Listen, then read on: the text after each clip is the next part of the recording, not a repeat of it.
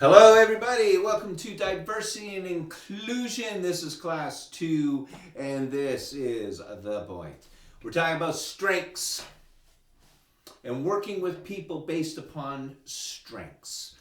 Too long, and even to this day, for heaven's sakes, people are working in what they call inclusion. I call it integration, but what they call inclusion, what they're doing is they're using those big old deficit files and they're trying to help support somebody based upon their deficits.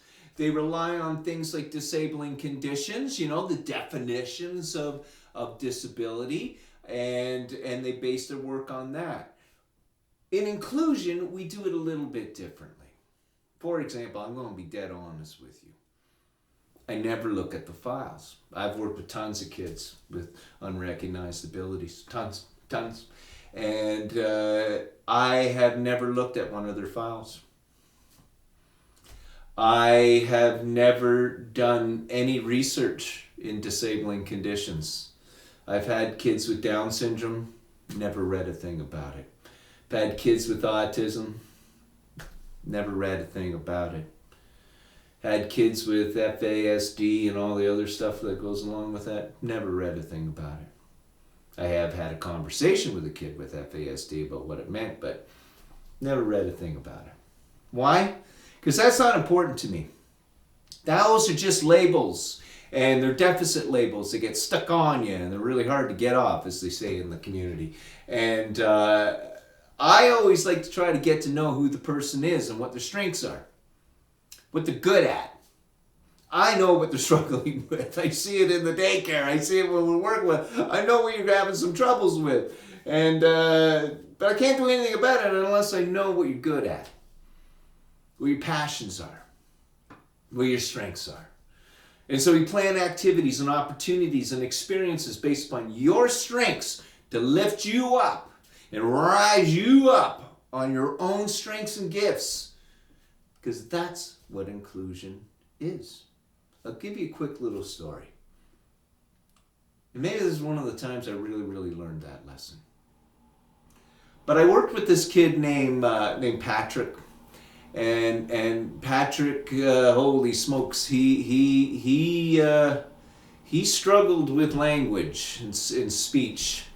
He was mainly grunts and sort of noises like that. He couldn't form a single word, and with that came behavioral troubles, because if you have a hard time communicating or other people have a hard time understanding your communication, it can be very frustrating. And so sometimes it's easier to make your point with a fist than trying to work out some form of communication. So he had that. So, and he wasn't fitting in, because inclusion means you're in, right? That just what it means.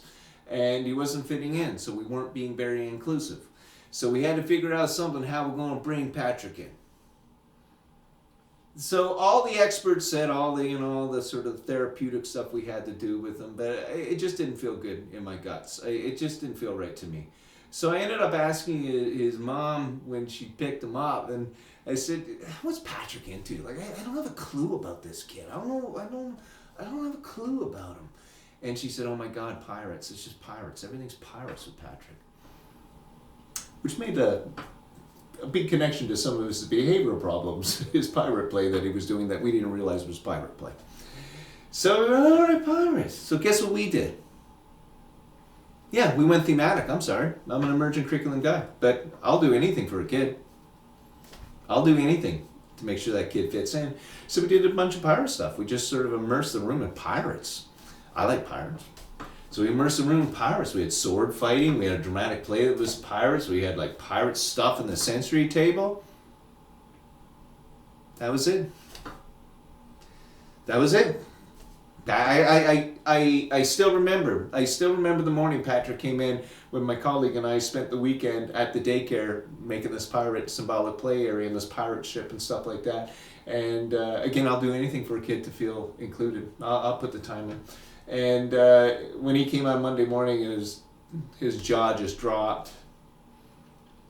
That was it, man. Because, half the other kids in the daycare that we didn't realize were also into pirates. And then Patrick could be a leader. Patrick led the play.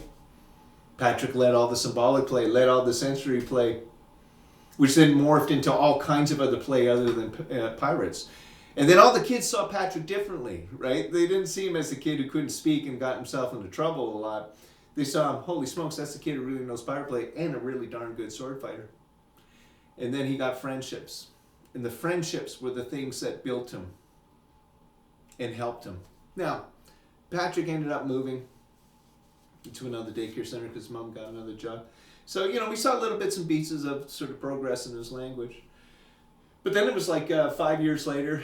5 years later, I ran into him and his mom at some event. And he's speaking eloquently. Eloquently. It all starts when you build on someone's strengths. It all starts that when you spend the time to figure out who someone is and give them the things that they're really good at and they build from there, that's when you truly grow.